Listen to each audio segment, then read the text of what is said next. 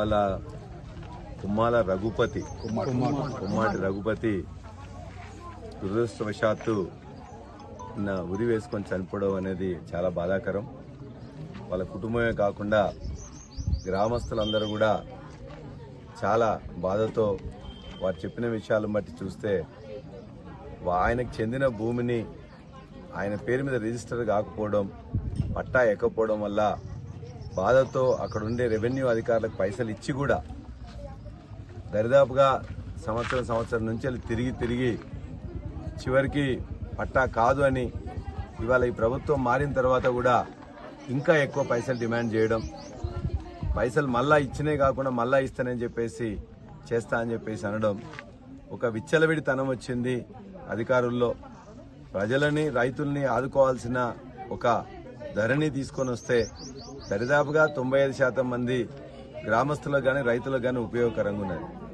ఎక్కడెక్కడైతే ఇబ్బంది ఉన్నదో ఆ ఇబ్బందిని తొలగించడానికి ప్రభుత్వాలు చూడాలి తప్ప ఒకరి మీద ఒకరు నెపం పెట్టి గత ప్రభుత్వం చేయలేదని చెప్పేసి ఈ ప్రభుత్వంలో మేము కూడా చేయమనే విధంగా వారి యొక్క ఆలోచన ఉన్నది. నిజంగా 100 రోజులు అయిపోయింది.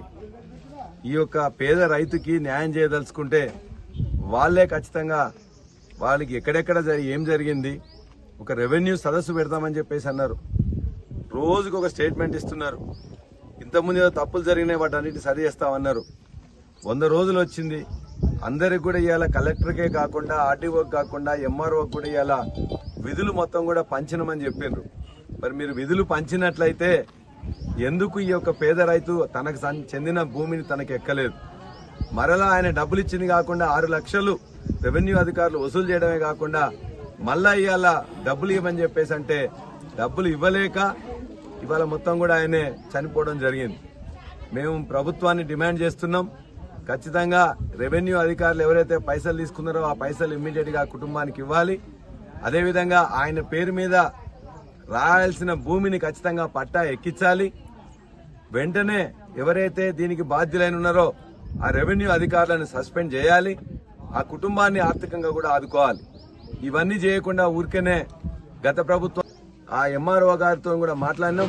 మేము ప్రభుత్వాన్ని నిర్ద్వందంగా డిమాండ్ చేస్తున్నాం, ఖచ్చితంగా వారి యొక్క పట్టా వారికి చెందాలి. ఆ పైసలు ఏదైతే వాళ్ళు తీసుకున్నారో లంచంగా తీసుకుని మళ్ళా డిమాండ్ చేసినారో ఆ పైసలు వెంటనే వాళ్ళకి ఇచ్చేయాలి. బాధ్యులైన వారిని వెంటనే శిక్షించాలి.